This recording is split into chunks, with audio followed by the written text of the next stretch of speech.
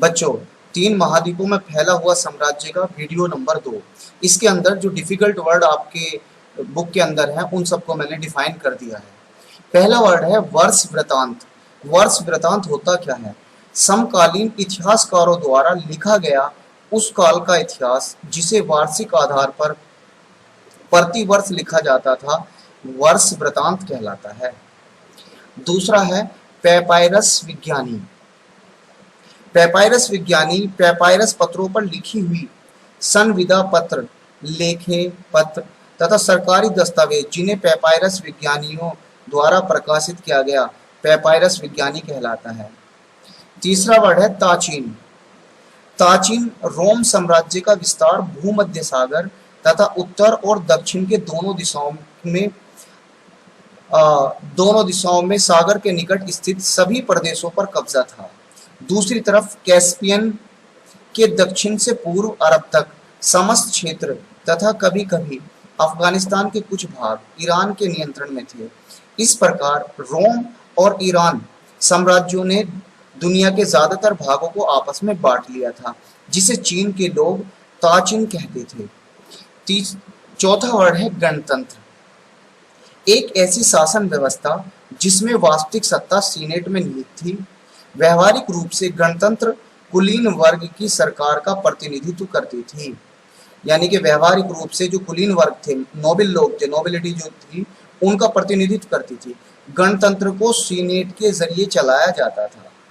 यह सिस्टम 509 ईसा पूर्व से 27 ईसा पूर्व तक चला।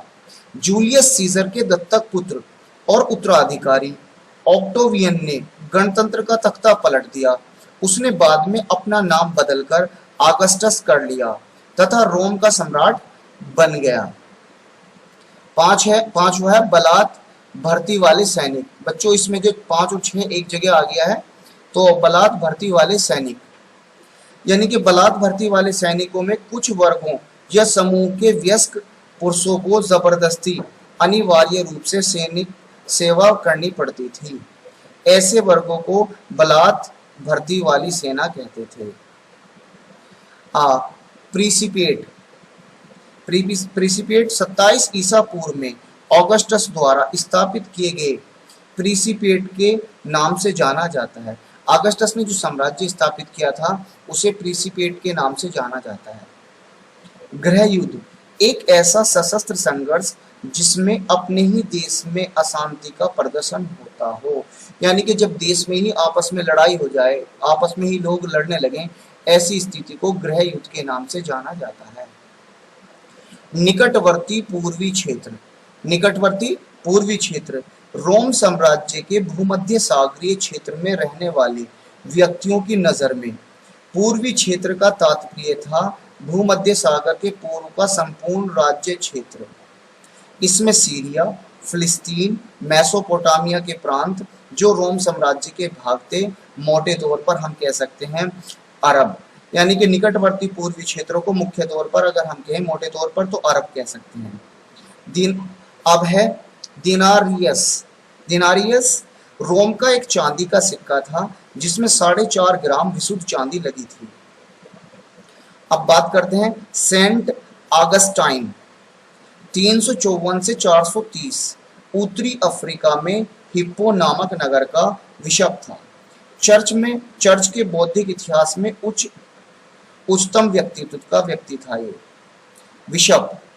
अगला वर्ड है बिशप। ईसाई समुदाय के अत्यधिक महत्वपूर्ण व्यक्ति जो प्राय काफी शक्तिशाली होते थे, बिशप कहलाते थे। देखिएगा, चर्चों में फादर से ऊपर की जो पोस्ट होती है बिशप, और ईसाई धर्म में जो सबसे बड़ी पोस्ट होती है उसे हम पोप के नाम से जानते हैं। इसके नाम से पोप के नाम से जानते हैं। अब बात करते हैं नाभिकीय परिवार की। 2 साल पहले जो पेपर था उसमें ये था कि नाभिकीय परिवार किसे कहते हैं। तो नाभिकीय परिवार की जो डेफिनेशन है वो ये है कि रोम समाज का एक महत्वपूर्ण विशेषता ये थी कि यहाँ पर वयस्क पुत्र अपने माता पिता के परिवार में नहीं रहते थे, बल्कि अपनी बीवी और बच्चों के साथ अलग रहते थे। ऐसे परिवार को नाभिकीय परिवार कहा जाता था। एम्फोरा। एम्फोरा क्या है? अब हम आपको एम्फोरा के बारे में बताते हैं। एम्फोरा शराब, जैतून के तेल और तरल पदार्थों की ढुलाई करने वाला मटका था। अथवा कंटेनर था, यानी कि एम्फोरा था शराब, जैतून का तेल और तरल पदार्थों की ढुलाई करने वाला मटका या कंटेनर, एम्फोरा कहलाते थे। उसके बाद है ड्रेसेल। ड्रेसेल क्या था? ड्रेसेल स्पेन में उत्पादित जैतून का तेल मुख्य रूप से जिन कंटेनर से लाया जाता था उन्हें ड्रेसल 20 कहते थे। यानी कि स्पेन से जो जैतून का तेल जिस ड्रमों में आता था, जिन कंटेनरों में आता था, उन्हें ड्रेसल 20 कहा जाता था। यह नाम हेनरी ड्रेसल नाम के पुरातत्वविद पर आधारित था। यानी कि हेनरी ड्रेसल नाम के जो पुरातत्वविद थे उन्हीं के नाम पर इसका नाम ड्रेसल 20 पड़ा था। मौसमी प्रवास। मौसमी प्रवास का तात्पर्य ऊंची पहाड़ी क्षेत्रों तथा नीचे के मैदानी इलाकों में भेड़ बकरियों तथा अन्य जानवरों को चराने के लिए चरागाहों की खोज में गवालों चरवाहों का मौसम के मुताबिक वार्षिक आवागमन था। यानी कि जब ये लोग जो है मौसम के हिसाब से आते जाते थे इन्हें जो मौसमी प्रवास कहते थे। नुमीडिया आधुनिक अल्जीरिया में मौसमी प्रवास बड़े पैमाने पर होता था। अब हम आगे बात करते हैं मैपलिया। मैपलिया चरवाहे तथा अर्ध यायावर खानाबदोश समुदाय आमतौर पर अपने साथ ओवन आकार की झोपड़ियां इधर उधर उठाए फिरते थे। इन्हें मैपालिया कहते थे। मैपालिया क्या है? चरवाहे तथा अर्ध यायावर खानाबदोश समुदाय आमतौर पर अपने साथ ओवन आकार की झोपड़ियां इधर उधर उठाए फिरते थे। इन्हें मैपालिया कहते थे। कैस्टेला। कैस्टेला स्पेन में कम विकसित उत्तरी क्षेत्र में केल्टिक भाषा बोलने वाले किसान की आबादी रहती थी। ये लोग पहाड़ियों की चोटियों पर बसे गांवों में रहते थे। इन गांवों को कैस्टेला कहा जाता था। यानी स्पेन के कम विकसित उत्तरी क्षेत्र में केल्टिक भाषा बोलने वाले किसान की आबादी रहती थी। ये लोग पहाड़ियों की चोटियों पर बसे गांवों में रहते थे। इन गांवों को कैस्टेला कहा जाता था। बात है दास प्रजनन की। दास प्रजनन दासों की संख्या बढ़ाने की एक ऐसी प्रथा जिसके तहत दासियों और उनके साथ मर्दों को अधिक से अधिक बच्चे पैदा करने के लिए प्रोत्साहित किया जाता था ताकि उनके बच्चे भी भविष्य में दास बन सकें। डेकोनियन कठोर कानून निर्माता डैक्रो ने 6वीं शताब्दी के प्रारंभ में अनेक अपराधों के लिए मृत्युदंड निर्धारित किया था। इसे डेकोनियन कहते हैं। फ्रैंकिसेंस यह एक सुगंधित रेजिन के लिए यूरोपियन नाम था। इसका इस्तेमाल धूप, अगरबत्ती, इत्र बनाने के लिए किया जाता था। इस रेजिन को बोसवेलिया के पेड़ से प्राप्त किया जाता था। बोसवेलिया के पेड़ के तने में छेद करके इससे रस निकलता था और उस रस को सूखने के लिए बहने देते थे। रस के सूख जाने पर रेजिन प्राप्त कर लिया जाता था। फ्रैंकिनसेंस का सबसे बेहतर किस्म अरब प्रायद्वीप से आता था। यानी कि इसका जो बेहतरीन चीज आती थी वो कहां से आता था? अरब प्रायद्वीप से आता था। यहूदी विद्रोह। यहूदी विद्रोह 66 ईसा पूर्व में जुडाया के रोम शासन के खिलाफ हुआ था, जिसे रोमन वासियों ने यहूदी युद्ध के नाम से कही जाने वाली लड़ाई के नाम से पुकारा था। इसका कठोरता पूर्वक दमन कर दिया गया था और बड़ी तादाद में यहूदियों को मौत के घाट उतार दिया गया था। अब बात करते हैं सीनेटर की। सीनेटर यानी कि पैट्रेस अर्थात माई बाप। 3वीं सदी के प्रारंभिक वर्षों में कुल सीनेटरों में लगभग आधे सीनेटर इतावली परिवार के थे। अधिकतर सीनेटर जमींदार थे। सीनेटर व्यावसायिक कार्यकलापों में संलग्न नहीं रहते थे, यानी कि व्यावसायिक कार्य नहीं करते थे। अश्वरोही या नाइट वर्क भी कह सकते हैं। अगले चैप्टर में हम जब नाइट्स के बारे में पढ़ेंगे तो अश्वरोही वर्क को हम नाइट्स भी कह सकते हैं। रोम साम्राज्य का परंपरागत रूप से दूसरा सर्वाधिक शक्तिशाली और धनवान समूह अश्वरोही समूह था। वे ऐसे परिवार से संबंधित थे जिनकी संपत्ति उन्हें घुड़सेना में भर्ती होने की योग्यता प्रदान करती थी। सेनेटरों की भांति ज्यादातर नाइट जमींदार होते थे, लेकिन उनमें से बहुत से लोग जहाजों के मालिक और व्यापारी और साहूकार भी होते थे।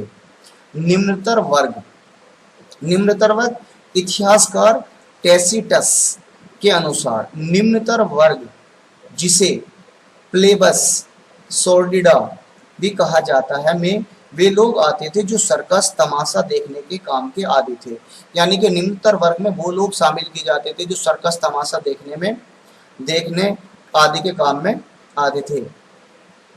अब बात करते हैं ह्यूमिक्यूरिस।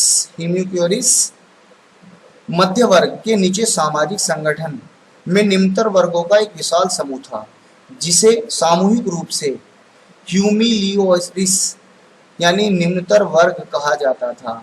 इनमें ग्रामीण श्रमिक बल भी शामिल किया गया था। सोलिड कॉन्स्टेंटाइन द्वारा सोलिड्स नाम का एक नया सिक्का जारी किया गया था। यह सिक्का 4.5 शुद्ध ग्राम सोने का बना हुआ था। सोलिड सिक्का रोम साम्राज्य के पतन के बाद भी चलता रहा। सोलिडस सिक्के के व्यापक स्तर पर ढाले जाते थे, बड़े पैमाने पर इन्हें ढाला जाता था। अगला वर्ड है कुस्तुनतुनिया।